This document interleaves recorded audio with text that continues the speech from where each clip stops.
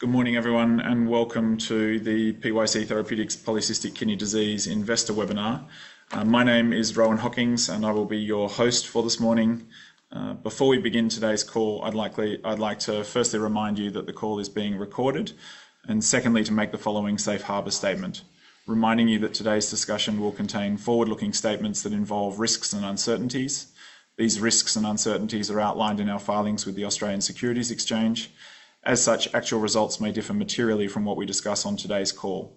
We disclaim any obligation or intention to update these statements in the future. In terms of the format for today's presentation, we are going to go through a brief discussion of the results that we've released in the preclinical data pack yesterday, but that will not be the focus of the conversation. Really what I want to do is turn our minds forward to what we're expecting to see as we move this drug development program into first-in-human studies next year. And there are really two important questions that I would like to touch on there that can only really be definitively answered in the clinic.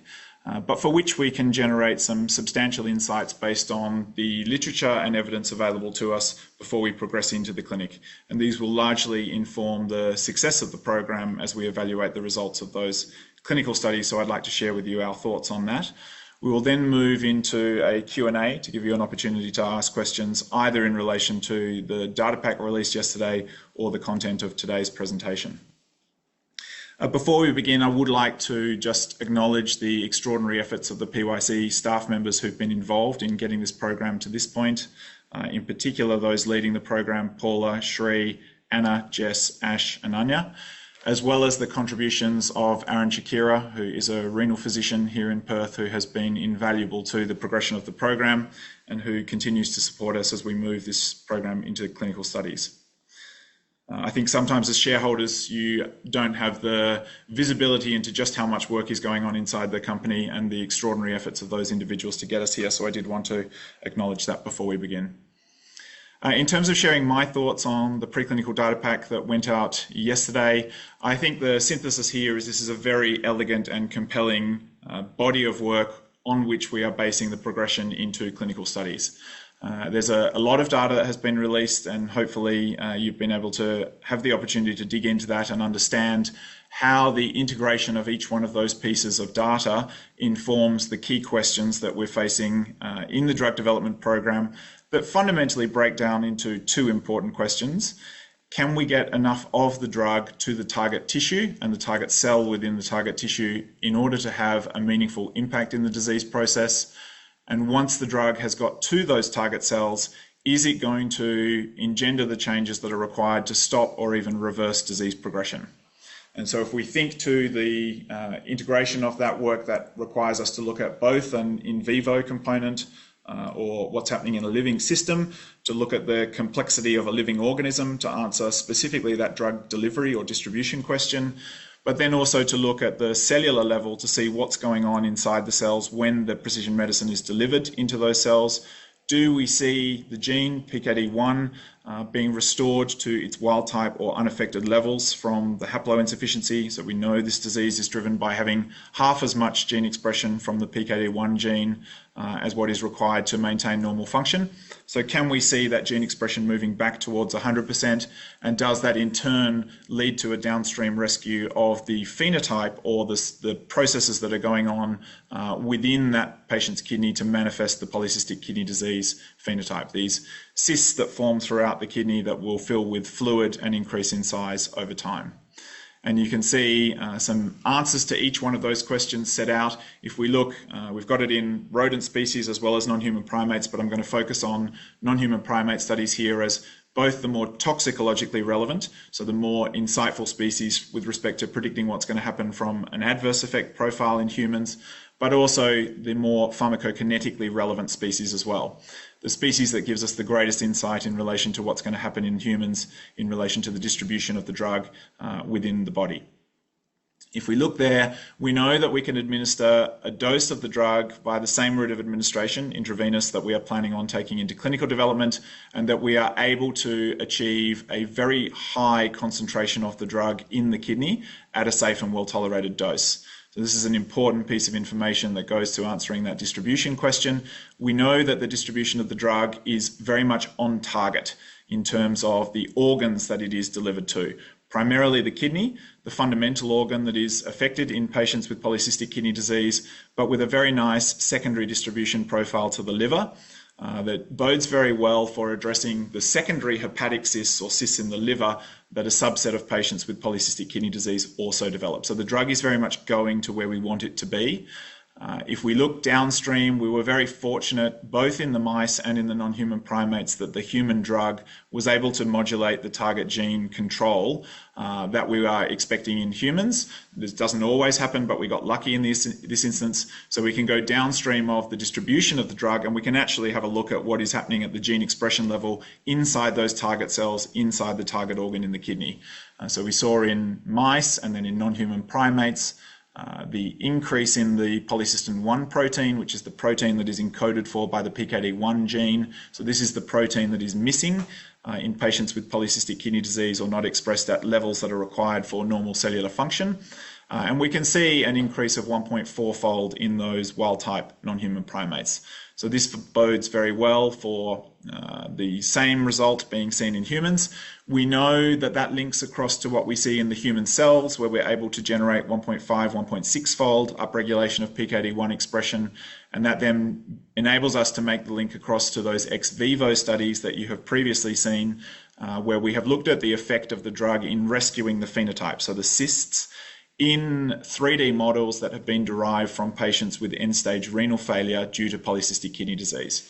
So for those who haven't been with us on the entirety of the journey, what we've done here is we have been the beneficiaries of a donated kidney from a patient who is undergoing a renal transplant because they have end-stage renal failure as a consequence of polycystic kidney disease. So as that kidney has come out of the patient, we have been able to take a sample of that kidney, including the cyst-forming cells, and to grow from that a three-dimensional model of the human kidney, which we can then assess the efficacy profile of our drug. And there are some quite striking images of the reduction in both the number and volume of the cysts associated with treatment with PYC 003. So that integrated together makes for a very, very elegant data pack. We have some additional details that we'll be rounding out concurrently with the clinical trials, but for now our focus very much turns to these first-in-human studies. So we will make the regulatory submission within the next fortnight, and we expect to hear back from the regulator in February in relation to the approval to progress into human trials, and we're anticipating a March-April start for the study in humans. What I'd like to look at specifically today then is to evaluate why is it that there has been this unmet need for so long that PYC has now been able to cut through and potentially make a difference in by taking the first RNA drug conjugate into clinical development for patients with polycystic kidney disease. And there are two dimensions here that we're going to dig into. The second question is also an important one that comes up in some of the industry conversations that we're having, is how much polycystin-1 upregulation is going to be required in order to have a meaningful impact in the disease. So is that 1.4-fold upregulation that we see in the wild-type non-human primates going to be enough? Is the 1.5, 1.6-fold that we see in the human cells really going to make a difference for these patients? Because ultimately that is what we are directing ourselves towards, because we know that this is an area of incredible unmet need. It's a primary driver of chronic kidney disease. It is a very, very common rare disease. It only just fits within the cutoff of a rare disease, given just how common it is. Estimates vary between 5 and 12 million people worldwide affected by polycystic kidney disease. If you couple with that the fact that it has a very severe impact on these patients' lives, both from a morbidity standpoint while those patients are alive, and also with respect to the accelerated mortality that we see in patients with polycystic kidney disease. And then you couple that with the fact that there are no effective or disease-modifying treatments available for patients. In fact, 95% of the patient population don't have any treatment options available at all today. That together informs the urgency of the need to create a therapy for patients with polycystic kidney disease. And so then we turn our minds to, well, how are we going to go about doing that? And I think the quote here that you've seen a couple of times is quite important.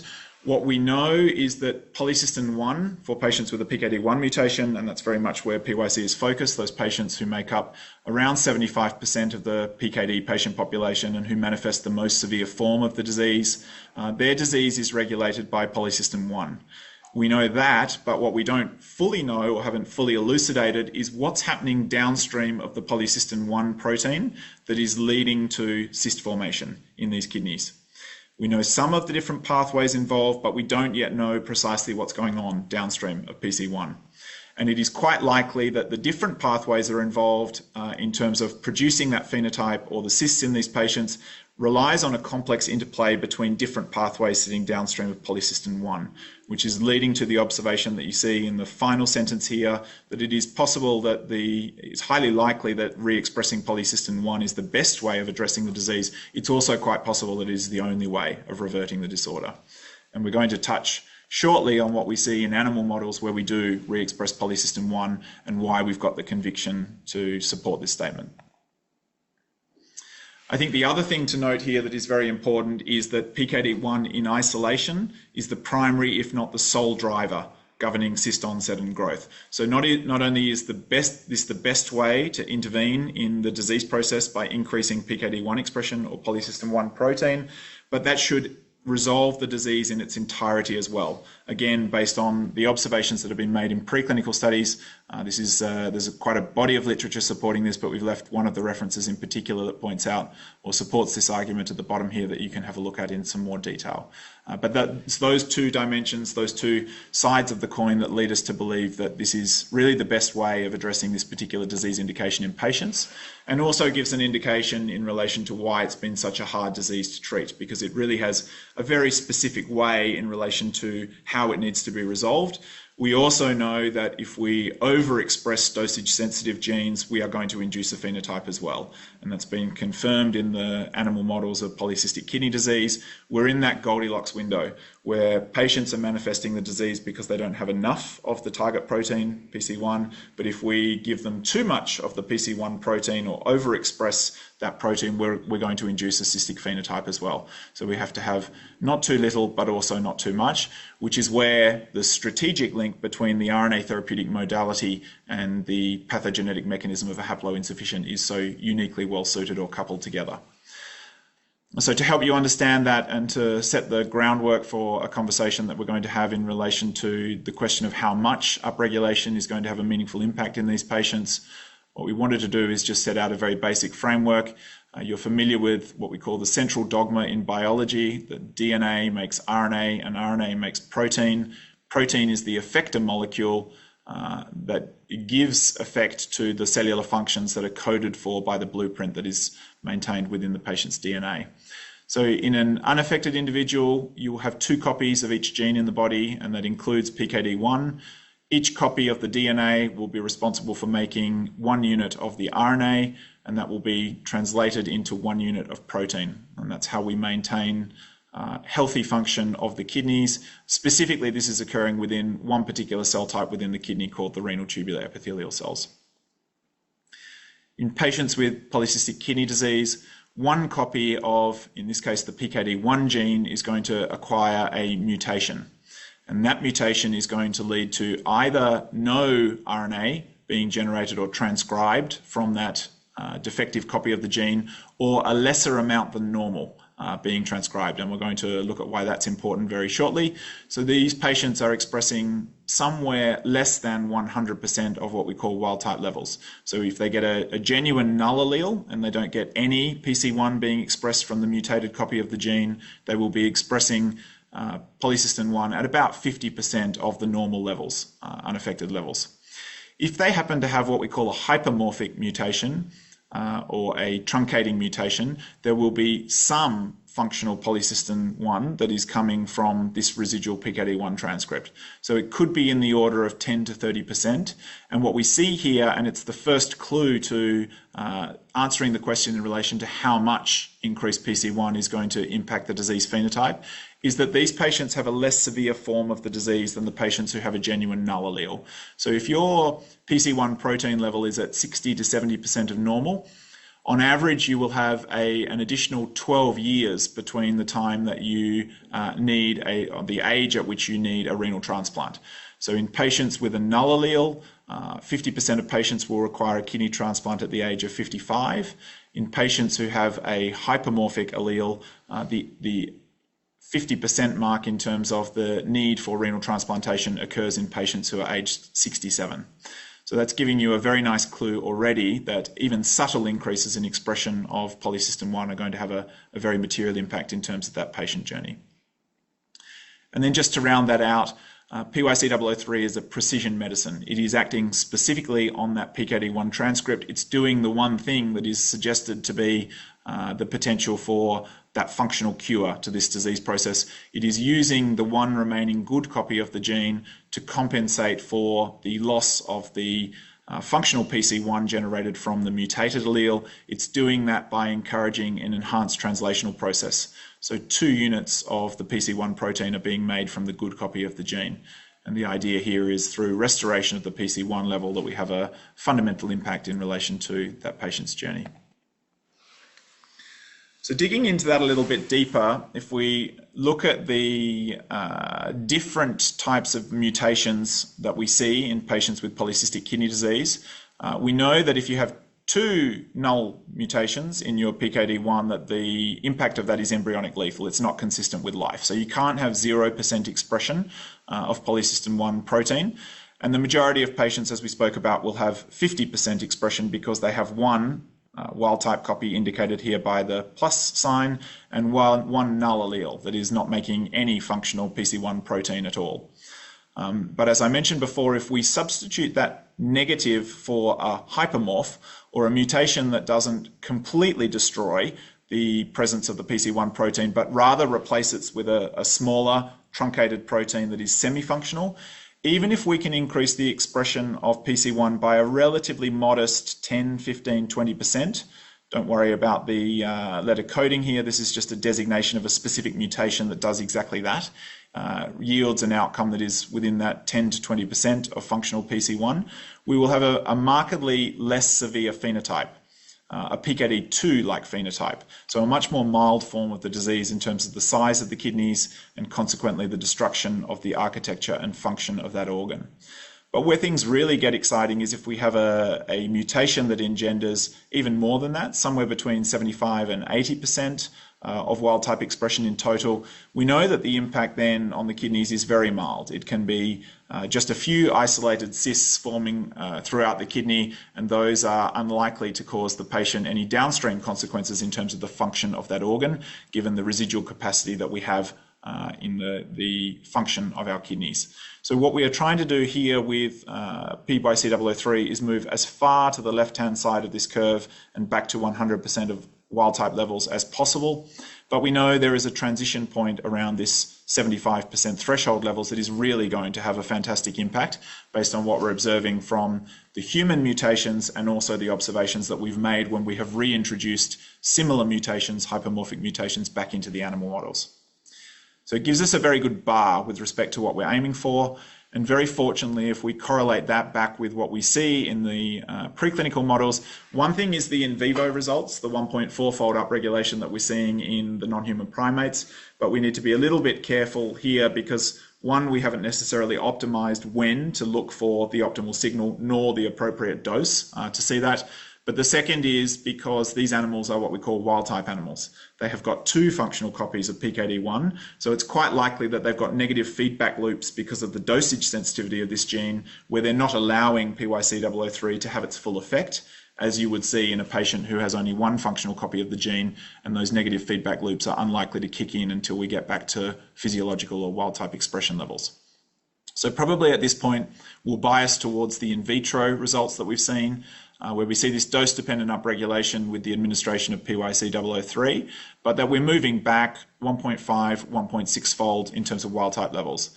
And so if we correlate that back to where we expect to be, that would get you to a 75 to 80% of wild-type expression levels, and it would bring us squarely back into the domain of this relatively normal-looking kidney. So there is some great hope there with respect to the insights that are generated from those observations of human genetics and how they're coupled with the animal models to understand the dosage sensitivity of the gene and exactly where we need to get to in terms of informing patient impact, which is ultimately what we're interested in. But the really great hope here in this indication in relation to disease-modifying drugs or drugs associated with the re-expression of the missing polycystin 1 protein is based on what we've observed in animal models. And so if we have a look here at a non-cystic kidney, this is representing the benchmark and what we will compare to. If we reduce the amount of polycystin 1 in mice kidneys and we allow them to get to 13 weeks of age, you can see that the kidney that is generated is very different to the wild type or unaffected kidney on the left-hand side here. And in fact, you can see the microcysts forming, particularly throughout the cortex of that kidney, leading to an increase in size of the kidney. If we continue to allow this mouse to age in the absence of normal levels of polycystin 1 for a further 3 weeks to 16 weeks of age, you can now see very frank polycystic kidney disease within the organ of that animal. The remarkable thing here is if we allow the animal to get to 13 weeks and use this kidney as the starting point, but then we switch back on expression of polycystin 1 and we follow out the age of that animal for a further 3 weeks, not only do you see stopping of the progression of the disease, but you actually see this quite remarkable reversion of the kidney to an anatomically and functionally looking kidney that is very different even from the kidney that was representative of the baseline starting point in that animal. So not only are we stopping disease progression here, but we're actually engendering a rescue of the function of that kidney and the anatomy of the kidney. So this is really, I'm just going to close out that question. We'll deal with the questions at the end. But this is the great hope here that we can reverse the phenotype. It's the insight generated from the animal models. Have we got to a level that is sufficient to do this? We don't know definitively. The only real genuine answer can be provided in the form of clinical development once we get into patients. But you can see here why the FDA has accepted the height-adjusted, what we call height-adjusted or total kidney volume as the anatomical surrogate endpoint on which they will support an approval of this drug.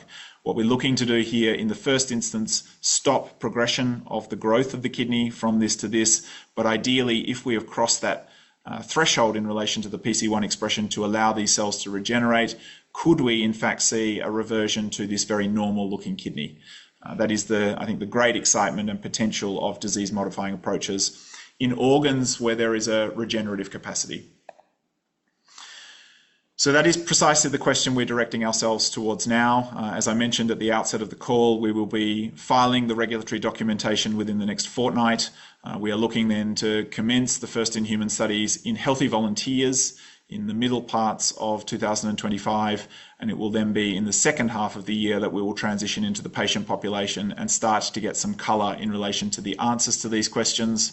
Those studies will then continue, and the longer that we have exposure in the patient population at therapeutically relevant doses, the better the quality of answer that we're going to get in this context. And by the end or completion of the phase 1 SAD-MAD studies, we should have a very high quality answer in relation to what we're going to see there. By the time you've got 12 months of patient data in hand, we should be in a very good position with respect to informing the progression into that registrational phase 2 study, knowing that the FDA will accept that anatomical surrogate endpoint as the registrational endpoint in polycystic kidney disease because of the extent of the unmet need in this indication. So with that, I'm going to stop. That's really all I wanted to cover for today. It builds on that very elegant data pack that we have released yesterday, but it's really turning our minds to now the forward view. We're very close to starting to generate some of the answers to the questions that are front of mind for us, which is how is this going to translate to patient impact as we move the program into clinical development. So a very exciting time for PYC, for the polycystic kidney disease patient community, and we very much look forward to keeping you updated as things unfold in the clinic next year. I'm just going to get Andrew to read out any questions that we have in relation to issues that are of interest to shareholders. So if you wouldn't mind just populating those into the chat function, we'll be able to respond to them. I think, Gil, you raised a hand at one point through the presentation there. If you don't mind just typing the question into the chat forum, it'll be easier for us to facilitate the questions that way. There's a question. Do you have any kidney data on more than 16 weeks or 4 months? Following the animals out for longer than that. Yes, there are a whole series of different animal models where they have introduced all of those hypermorphic mutations that we've seen, or the mouse equivalent of the human hypermorphic mutations, where they can show you the full spectrum of PC1 expression levels carried out for longer periods of time. So there's a wealth of literature if you search that in relation to the animal models and what that looks like at later time points. But effectively, we don't expect that a normal kidney, or a normal looking kidney, normal functional kidney in the context of having reverted from that point, would look any different so long as we sustain the PC1 expression out for the longer window of time. So we know with the RNA therapies that we expect patients to be on them for life because RNA is turned over. We're not making a permanent change to the genome. But if we've crossed the threshold to seeing any form of disease reversibility, what we would expect is that would continue the longer that we administered the drug there. And the one exception there is we know through conversation with the clinicians that patient kidneys that have progressed, or parts of the kidney that have progressed to fibrotic change or scarring, those are probably beyond reversion. So if you look at some of the other forms of the animal models, if you get very late stage patients, the hope there is to bring them back to earlier stage patients' kidneys or analogous kidneys, not to bring them back all the way to the wild type kidneys. If we're getting earlier stage patients, the hope then is to bring those back to the wild type looking kidneys. Can you provide some color on the market size for this drug and investor interest as well around the program? So the drug affects the condition affects 1 in every 1,000 people. We know that there are approximately 160,000 patients in the US diagnosed with this condition. We also know that the pricing of the one approved therapy that does have that 5% market penetration is $170,000 per patient per annum. So if you combine those two together, you get to some extraordinarily large numbers in the order of $20 billion per annum. But then what we need to look at is the subset of patients who are likely to be treated. We think at any given point in time, it's roughly half the patient population in terms of those who have the disease or the prevalence who are within the interventional window. So if you halve those numbers, we're using, for current purposes, a market estimate of around $10 billion per annum. Do you expect to do clinical trial work in Australia, and do you anticipate any issues recruiting healthy volunteers in this study? So the answer to the first question is yes. The reason for that is that we can achieve a faster critical path through clinical development studies if we initiate the studies in Australia. So what we've done is we have held the pre-IND meeting with the US FDA to ensure that we have perfect alignment and symmetry between the proposed phase 1 studies in Australia and how they connect to a phase 2 study that would be a global trial enrolling US patients as well. And so we have alignment there in relation to what we need to do. So we are very much on track now and in a very advanced state of planning for the healthy volunteer and then the transition through to patient studies in the second half of next year.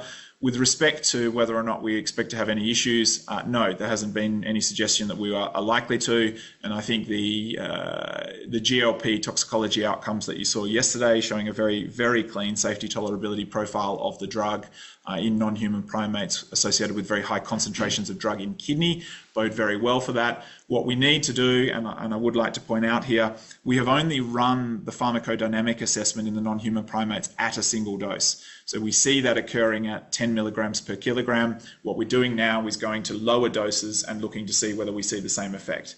And in the event that we do, that's going to inform the approach to the dosing, the concentration of drug that's administered in humans. What I'll point out there is we know that after a 3 milligram per kilogram dose in the non-human primates, we are achieving concentrations in the kidney of approximately 50 micromolar. These are very, very high concentrations. If you turn your mind back to those in vitro studies that we looked at, you're looking at 1.5-fold upregulation in polycystin 1 expression at 10 micromolar. So 20% of the levels that are achieved in the non-human primate kidney at a dose of 3 mg per kg. So if we take the 3 mg per kg dose in the non-human primates, if we apply the 3-fold allometric scaling factor from non-human primates to humans, that's an equivalent dosing of 1 milligram per kilogram. If we then wind back based on the in vitro concentrations, you're looking at doses that could have pharmacodynamic effect as low as 0.2 milligrams per kilogram. And even then, the bias might be to the downside. I'll point out here that if we look at the clinical efficacy profile of other PMO or PPMO drugs, we have seen an efficacy signal with SRP 5051 in muscle at concentrations of 500 nanograms of drug per gram of tissue. In the 3 mg per kg dose in non-human primates, we have 500,000 nanograms per gram of drug in tissue. So we have 1,000-fold more drug in tissue. So if we take the PK scaling factor, you would end up with a much lower dose of the drug again. So in terms of the therapeutic index, things are looking very promising in that respect, and we see a very clear path into efficient execution of those healthy volunteer studies as a consequence. How long do you expect it would take to see an effect of the drug on patients' cysts once dosed? Look, the conversations with the clinicians are suggesting that you may see something in as little as 3 to 4 months after a single dosing. I think it's better for us to be a little bit conservative there. That's why I referenced the 12 months of data in a repeat dosing format before we got something that we were really comfortable suggesting had enough exposure within the organ to have had an opportunity to exert the effect that we're looking for there. So I think if we look at transition to patients in the second half of 2025, we'll have that body of data in hand in the second half of 2026. Having said that, we know that there are biomarkers in this indication. We will be looking at the urinary PC1 levels, so the protein that is used used or missing both in the patient kidneys is ultimately excreted in the urine. And so we'll be measuring for that protein. We'll be looking now that we have some high resolution MRI scanners at the individual cyst volume in cardinal cysts within the patient kidneys. And then we're obviously looking at the height adjusted or total kidney volume for obvious reasons. Not only is that the registrational endpoint, but you've seen in those animal studies of the disease what we're expecting to see if we are able to engender those regenerative changes there. So we'll be getting some earlier insight based on the interim or the biomarker assessments of the downstream anatomical and functional movements that we're looking for. Would we be looking to expand the initial safety study into further dosing of patients as we have done in the RP11 program, if positive? Look, we'd certainly be looking to make the drug available for patients in a rollover extension study in the event that we saw a favourable risk-benefit profile. I think we are, 1, obliged to, 2, there'll be very strong demand to do it on the part of the clinicians, and 3, as a company, I mean, we are all about patient impact, and it's something that we would like to do as well. So yes, we would very much be looking to do that in the event that we see encouraging early efficacy signals in that phase 1B study that's due to kick off in the second half of next year. And one around the US regulatory side of things with the recent or upcoming changes in the presidency over there. Do you see the potential changes in the FDA impacting PYC's clinical trial programs and the progression of those programs in any way? I don't think it's likely at this point. I mean, I think there's a little bit of water to flow under the bridge before we see those changes fully take shape. I don't think anyone is quite aware of what the full implications of that are likely to be at this point in time. But I think we are very much orientated by the beacon of high patient impact in the context of severe unmet need. So it would be surprising to us for there to be any material changes to our drug development programs, given that these are high morbidity or accelerated mortality or combination indications where there is a genuine unmet need. There are, in fact, no approved therapies for the vast majority of patients. I think it would be incredibly surprising and disappointing if there are any material changes to our plans with that respect, and I think it's quite unlikely as a consequence. Can you describe the most/least impacted regions where the cysts changed in the mouse kidney and why, and how the difference in tissue differences between human and mouse kidneys will affect the drug delivery and penetration? I don't think there's necessarily any great difference in relation to the allometric scaling from the wild type mice to the humans. I think the point that was raised by a lot of the interested parties from a business development standpoint was whether or not we saw the same distribution profile in the context of a diseased kidney when we compare that to a wild type kidney. So that was the much more pressing delineation in relation to the body of work that we had previously released versus what we have now released. And it's the importance of one particular part of the data pack yesterday that demonstrates unequivocally distribution of the drug to the cyst lining cells.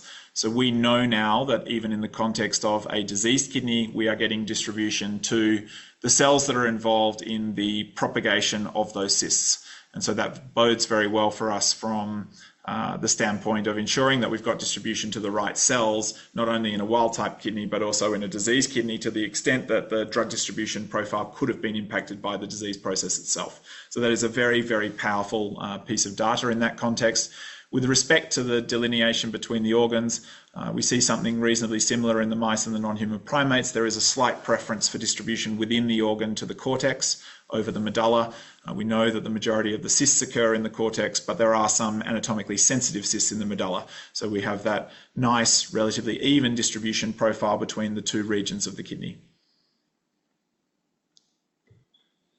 I think that's all we have. So thank you very much for your time. It's a very exciting time for PYC. I think there's a real buzz within the organisation in relation to the prospect of the scale of the impact and the magnitude that we could have in the event that the hypotheses that are supported by the conversation that we've had today play out.